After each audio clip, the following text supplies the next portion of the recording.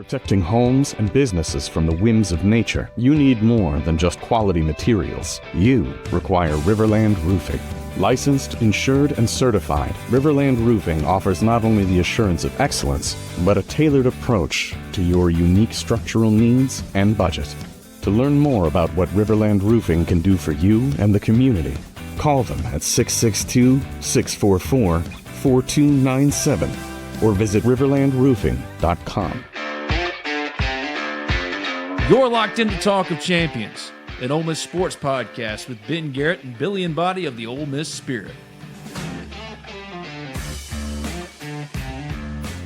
Welcome in, ladies and gentlemen, to another edition of Talk of Champions, powered by RiverLand Roofing. I am Billy Embody. Thanks for listening on this Monday. If you're getting to this, it has been quite the weekend for me, both professionally. I feel like on the site has been awesome, but personally, I underwent my first ever surgery and everything went well. Had some hernias repaired. They found a third one in there. So three's a party, I think is what they say, but am just getting back to my full self and very gingerly and slowly moving around the house after all of it. So did want to get you guys this podcast. It just took me a minute to kind of get the energy to get this podcast. My throat's been sore from the breathing tube, so just brutal.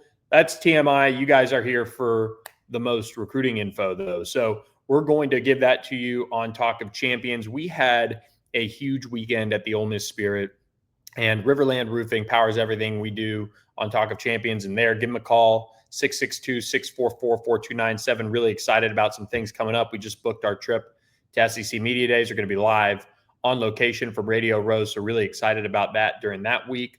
But look, it is a huge time of year, and there's no better place to be than the Ole Miss Spirit. You can join for just $1, omspirit.com. We're part of On3. Got a lot of information on the site when it comes to the recruiting weekend that Ole Miss just had, and double-digit official visitors on campus. They had a huge commitment back on campus in Isaiah Williams, the number one linebacker in the country. We'll talk about that in just a moment as it relates to the overall linebacking room that Pete Golding is going after this cycle. But let's go ahead and dive into, kind of a overall weekend recap here for you guys, as Ole Miss hosted some of their top targets, hosted some of their, I would say, most highly competitive targets that they're recruiting in this class when it comes to the overall landscape of who they're battling for these prospects. And so there's a lot to get to, so bear with me. But before we go into this weekend, I do think it's important for me to jog all the way back to last week. And we had a really fun time at the Ole Miss 7-on-7 and offensive line, defensive line camp. It was a great week out there in Oxford. Spent, got in front of like some key people and things like that for me as far as, work. And Ben obviously capped it off with the celebrity softball game. Poor red truck of his took it on the chin out there. But we haven't gotten to talk about that O-line, D-line camp. We haven't gotten to talk about 7-on-7. We have a lot to get to on that front too. And it's all good things because Ole Miss has, since we last spoke, they flipped a key target from Wisconsin. They landed a massive addition to the 2027 class. They had Tristen Keys on campus. They had some other top talent on campus. So this podcast hopefully is going to kind of run you guys back to all of these things. I'm going to try to keep things relatively short because I don't know how long I'm going to hold up. So I will just kind of run through things. I've got a bunch of notes over the last week. So let's dive on in. Let's lead off with the big news of really the last week and a half. And this is not that Tristen Keys made it to Ole Miss and competed with his high school football team in their 7-on-7 tournament. I mean, Tristan's just kind of one of those guys. He's going to do that. He's going to do that regardless of where Ole Miss stands for him, regardless of how close Ole Miss is with him. And at the same time, it was big to see him there and get a chance to chat with him because he doesn't really do the whole media thing too often. And I got a chance to talk with him on the record. We got a story up at the Ole Miss Spirit. Make sure you check it out. It's still on there. But it was a good opportunity for me to get a chance to obviously get a feel for where he is with Ole Miss, because if you're tracking this one, Tristen Keys, 5-star wide receiver, number 1 wide receiver in the country. He's out of Hattiesburg High. He is committed to LSU. He has said publicly it's going to be hard to flip him from LSU, but he's also taken a bunch of official visits. He was just at A&M. He's been to Miami. He does have Auburn scheduled and is on that visit currently right now, and has Tennessee involved, Alabama, a couple other programs there in the mix. But Ole Miss is one where he told me that, it's not really a big deal if he doesn't have an official visit scheduled. But at the same time, he is working on scheduling an official visit. It's just a matter of when that visit could happen. Will it be in the summer at some point? Will it be in the fall, like Caleb Cunningham, another elite prospect in state that flipped to Ole Miss last year from Alabama? When will this official visit be? And for Ole Miss on their side of things, I don't want to say they don't care, but they don't care when that official visit is. You want to get him on campus whenever his schedule allows, whenever he feels like coming through. And at some point in this recruitment, and here's what his mother said, he's still with LSU right now.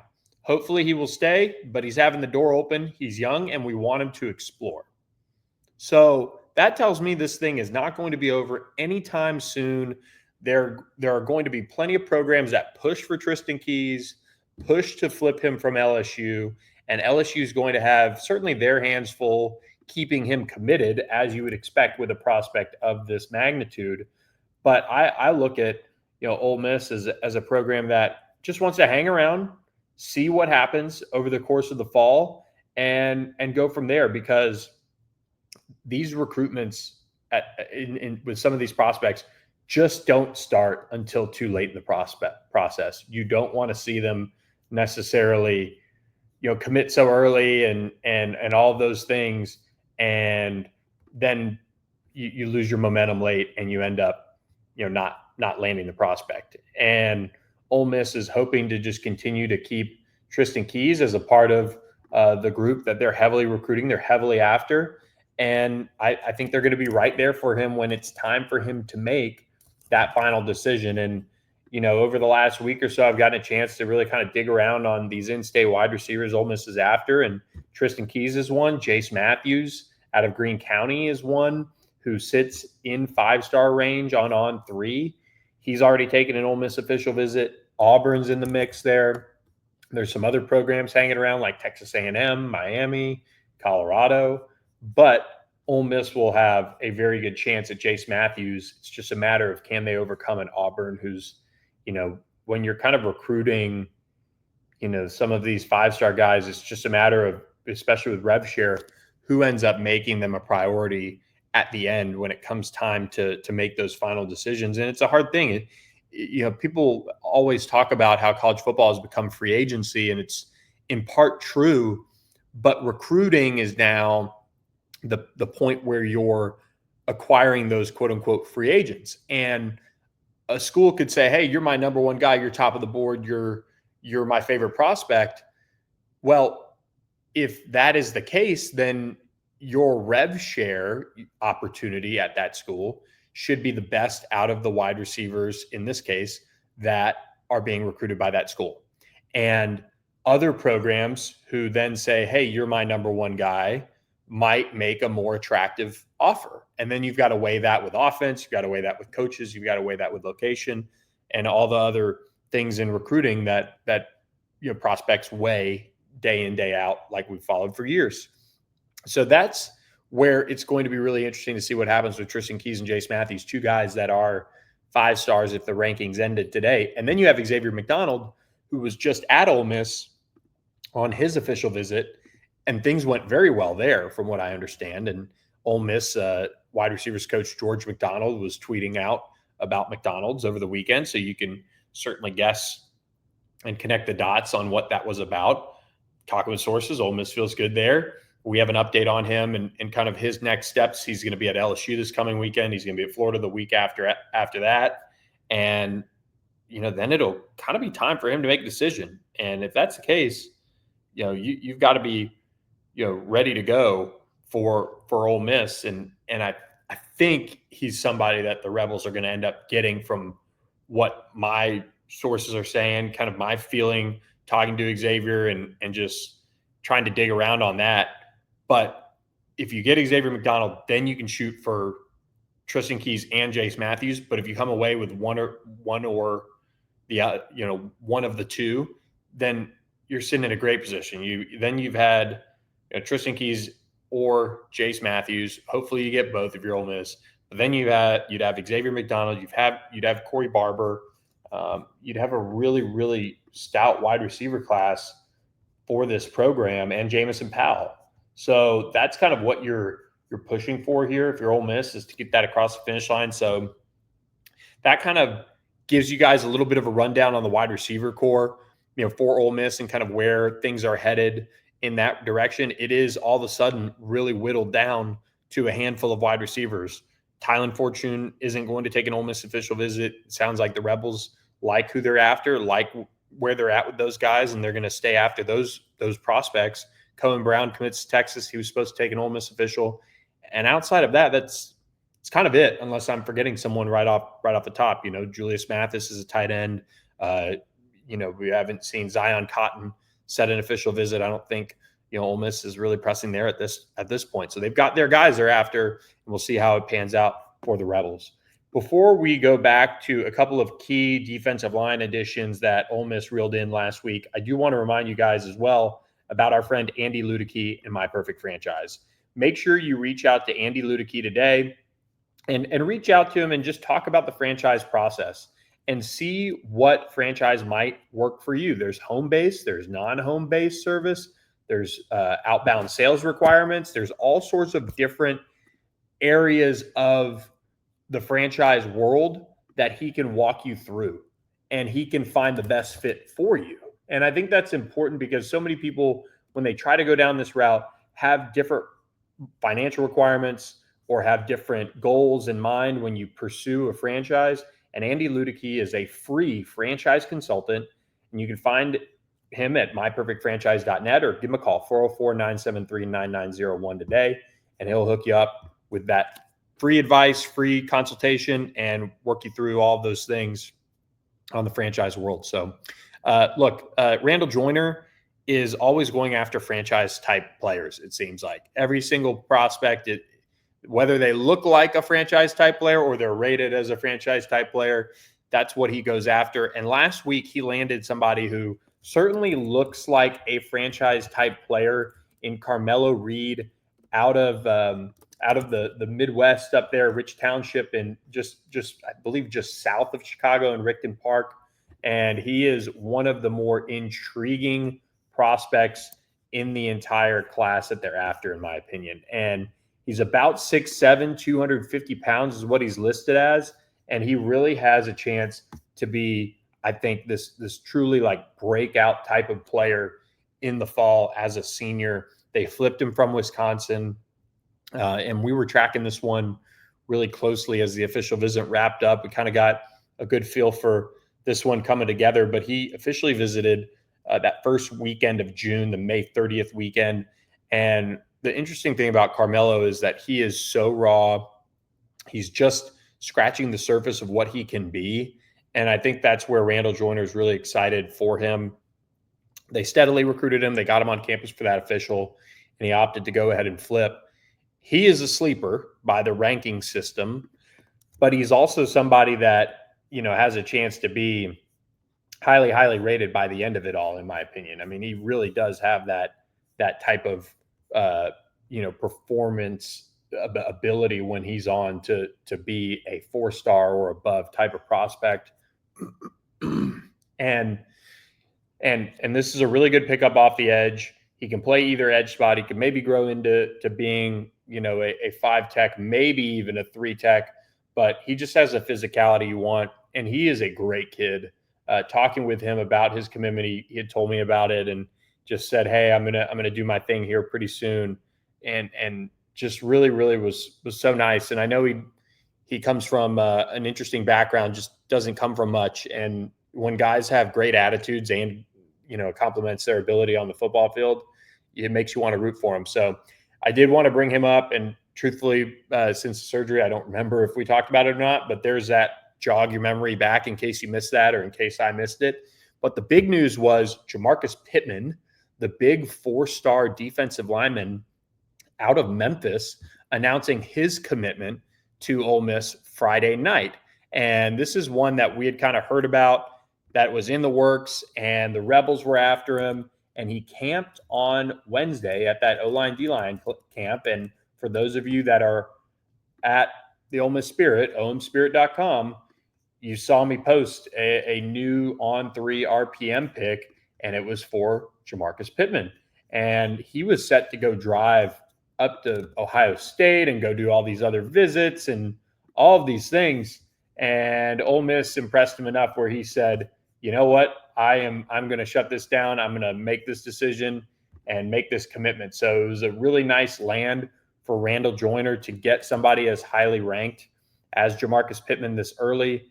He's on the cusp of being a top 100 prospect, number 5 defensive tackle in the country, according to the On3 industry ranking. And he's got so many programs after him. Georgia's offered him. A bunch of other programs have jumped into the mix this spring. He's out of Memphis Mays, Mays School, which is Memphis Academy of Science and Engineering. And, they won a state championship this year. They're really on the rise and all of those things. And this was a big target. And, the Rebels are not done. They're working on Ben Jarvis Schumacher, the other highly touted in-state 2027 defensive lineman who was also at camp. He's a top 50 prospect on On3.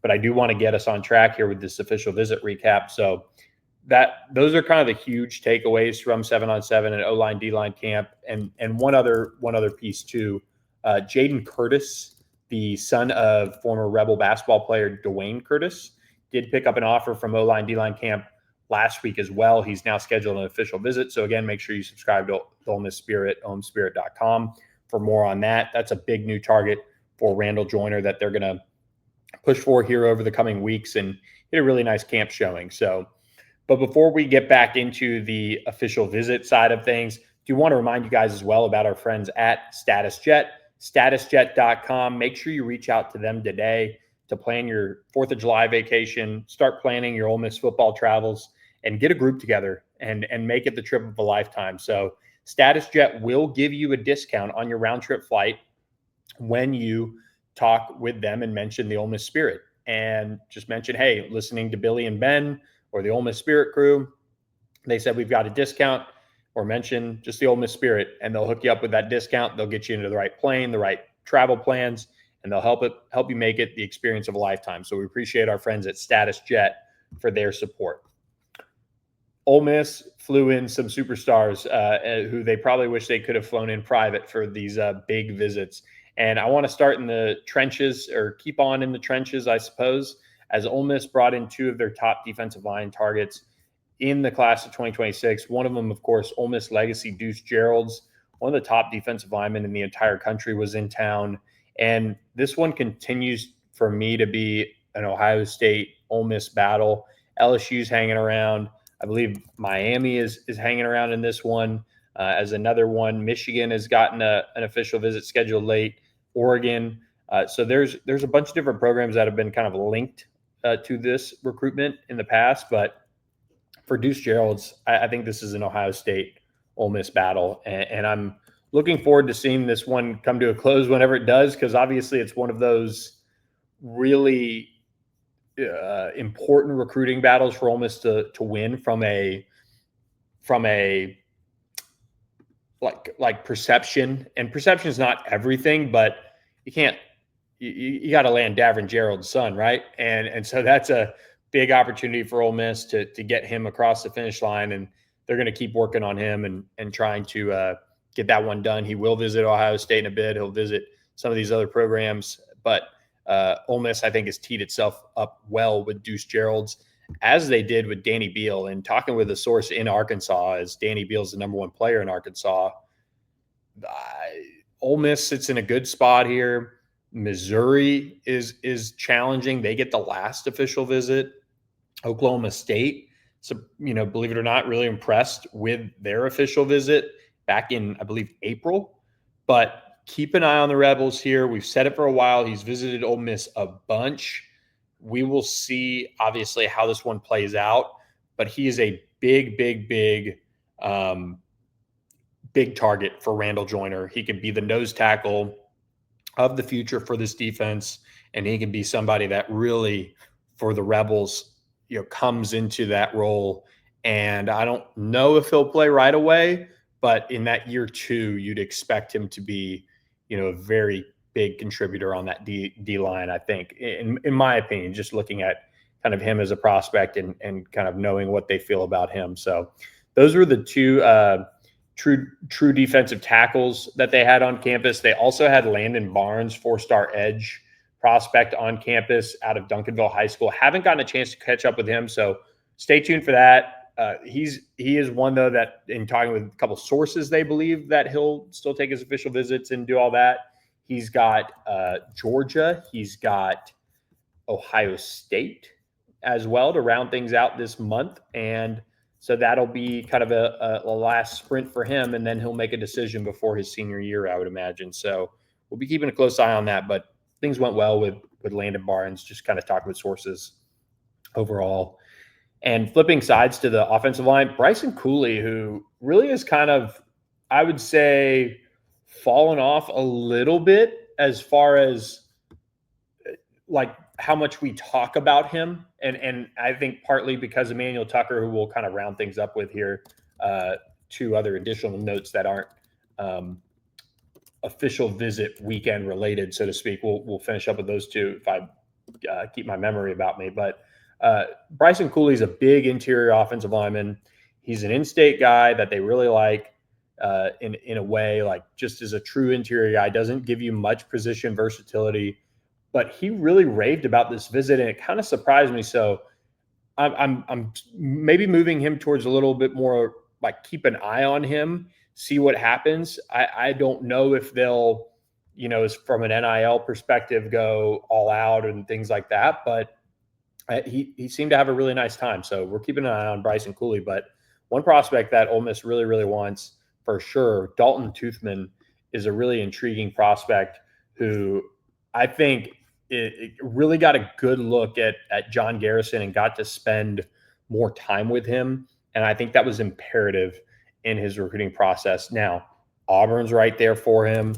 I think there are a couple other schools hanging around. He's now scheduled a Florida State official. He does have a Mississippi State official still left to be, played out. But most people think it's Auburn, Ole Miss right now. But he did tell me, that Mississippi State and obviously Florida State got official visits coming. Clemson's got one coming, or had one already. So he is a big, big boy at offense tackle out of Van Cleve, Mississippi. Huge target for the Rebels. I think this one comes down to Auburn, Ole Miss. I'm not sure which way it goes right now, but it seemed like to me, for a kid who grew up as an Ole Miss fan, that he got a really good look at John Garrison away from the field, and I think that maybe made an impact here. So we'll see if my gut's right or wrong on that, but I think Ole Miss did what they needed to as far as that official visit weekend goes, and then he'll sit down over the course of the post-visit, buzz in late June or July and make a decision from there. Ole Miss did host 2 Alabama flip targets. One is Chris Booker, the 4-star offensive tackle from the Atlanta area. And then they also hosted Zion Gibson, one of the best cornerbacks in the country.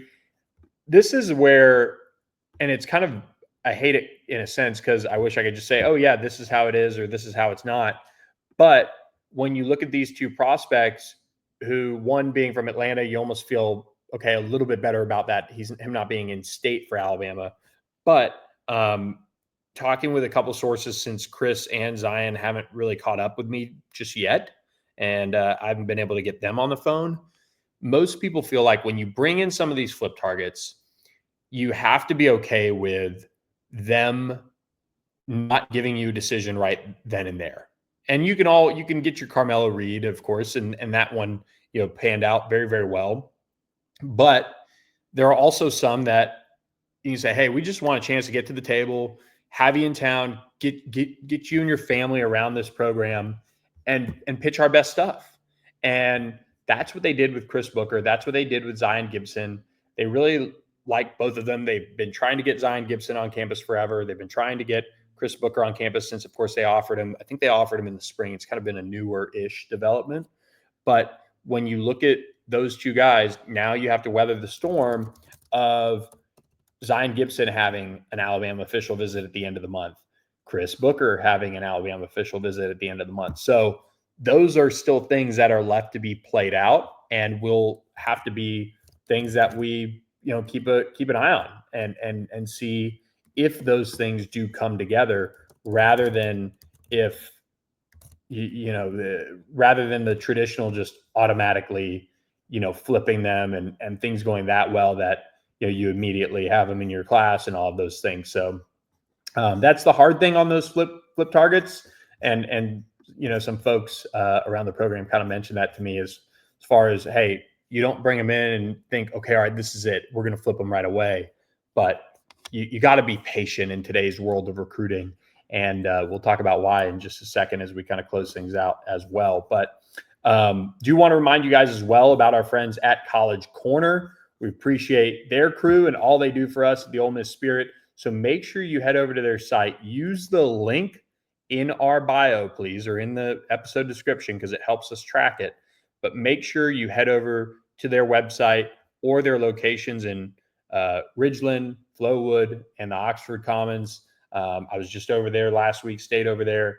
Great spot, great location. Went in the store, checked some things out. They've got so much good stuff out there now. They've got some good sale items and things you can get before Ole Miss football ramps up again this fall. It's time to assemble your wardrobe for the fall, gentlemen, ladies, kids, all of those out there. Make sure you do that with our friends at College Corner today. So we appreciate their support of the Ole Miss Spirit and Talk of Champions. Subscribe for just $1 to talk to the Ole Miss Spirit, omespirit.com. All right, couple more things going down my list of prospects. There's a big storyline, I think, out of this weekend, and it's the developments with the linebacking room. And we kind of said, or we didn't kind of, we said earlier last week, we said the number one linebacker in the country, Isaiah Williams, an Ole Miss commit, would be back in town. Sure enough, there he was. Came back to Oxford. Huge deal to get him back. Other programs are trying to get him on campus. Other programs are trying to flip him. Florida's still coming after him, but good sign for him to get back to town. Then they had Anthony Davis, four-star linebacker out of Loganville Grayson, who swung through campus for his official visit. The Rebels have been surging here, and they've also been surging with Noah LaValle from Marietta, Georgia. He goes to Walton High School, a big powerhouse there. But I think Ole Miss has done really well with both of those linebackers, Noah and Ant. I think Anthony is somebody to keep an eye on with the Rebels, and I kind of think they've emerged as a favorite here. Chad Simmons, our Georgia high school recruiting guru legend out there in the Peach State, has been kind of banging that drum that the Rebels are doing a really good job with Anthony Davis. And I actually chatted with him on the phone for the first time since, kind of covering his recruitment, and we just hadn't caught up. He hadn't, been available or hadn't responded, and that happens sometimes. And eventually, my call got through, and the last thing he said was hotty toddy. So we'll see if that is a sign of things to come. He does have an Alabama official visit coming.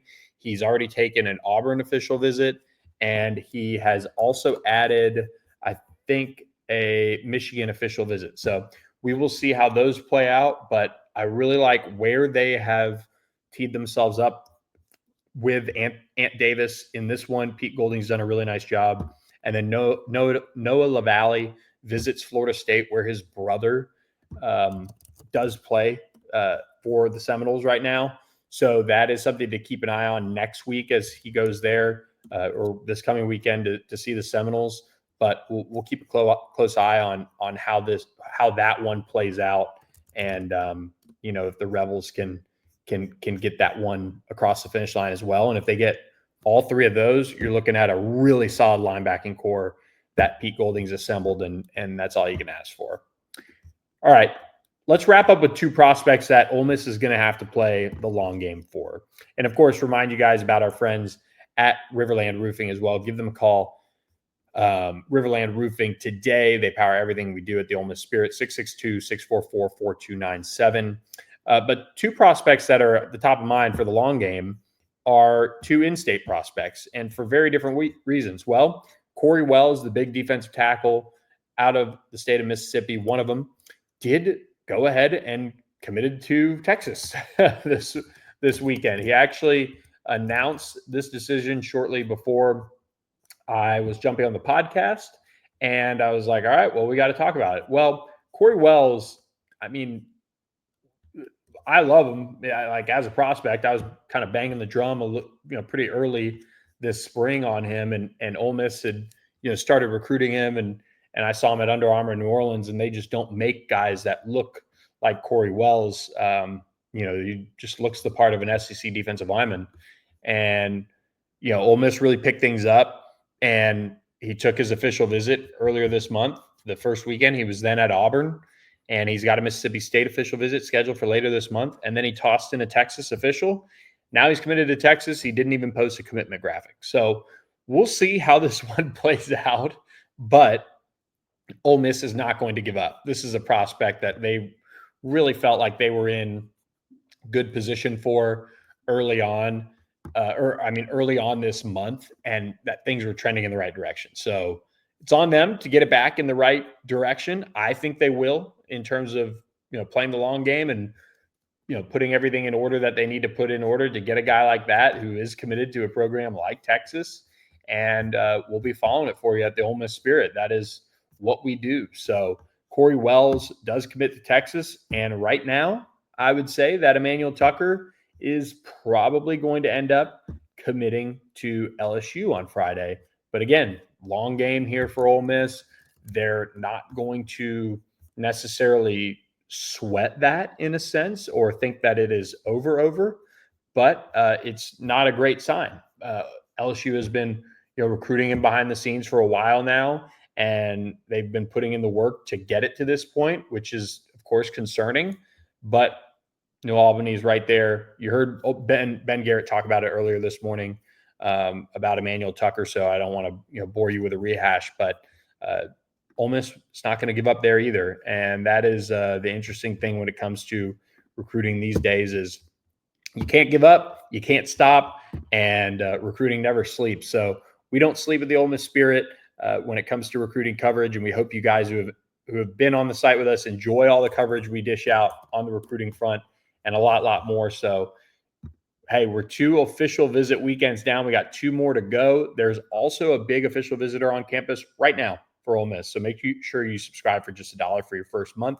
Check us out. And we will be back later this week with another edition of Talk of Champions. So hope you guys enjoyed this one and enjoyed all the coverage. See you bright and early at the Ole Miss Spirit. So make sure you're there for just $1. Join us over there. Thanks for listening. I'm Billy Embody. This has been Talk of Champions. Shout out to RiverLand Roofing, StatusJet, College Corner, My Perfect Franchise, and all of you guys supporting us at the Ole Miss Spirit. Catch you next time.